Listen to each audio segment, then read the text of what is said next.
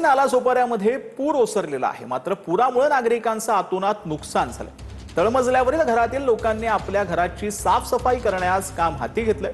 तळमजल्यावरील अनेक नागरिकांना इतरांच्या घरी राहावं लागतंय। या नागरिकांची परिस्थिती समजून घेतली आमच्या प्रतिनिधींनी।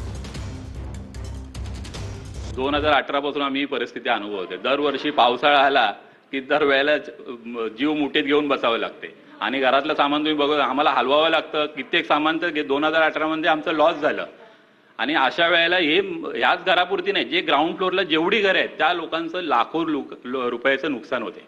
नाला बुजवून बिल्डिंग उभी केली आहे, सो जे मेन आउटलेट आहे पाणी जायला ते जर तुम्ही बुजवताय तर ऑब्व्हियसली पाणी जे आहे ते सिटीमध्येच राहणार आहे। स्थानिक नगरसेवक, स्थानिक आमदार, स्थानिक कोणीही नेते मंडळी, मी तर कोणालाच नाही बघितलं, इथे कोणी फिरकलं नाहीये।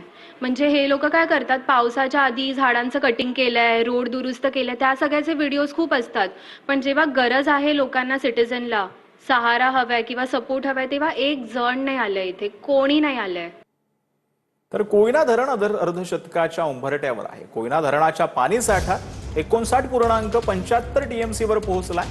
कोयना धरणामध्ये 89,510 क्युसेक्स वेगानं पाण्याची आवक सुरू आहे। कोयना नगरमध्ये 151 मिलीमीटर, महाबळेश्वरमध्ये 132 मिलीमीटर पाऊस झालेला आहे। तर उद्यापासून महाराष्ट्रात पाऊस कमी होण्याची शक्यता आहे। पुणे, सातारा या जिल्ह्यांना पावसाचा येलो अलर्ट देण्यात आलेला आहे। तर विदर्भामध्ये चंद्रपूर, वर्धा, गडचिरोलीला पावसाचा येलो अलर्ट जो आहे तो देण्यात आलेला आहे।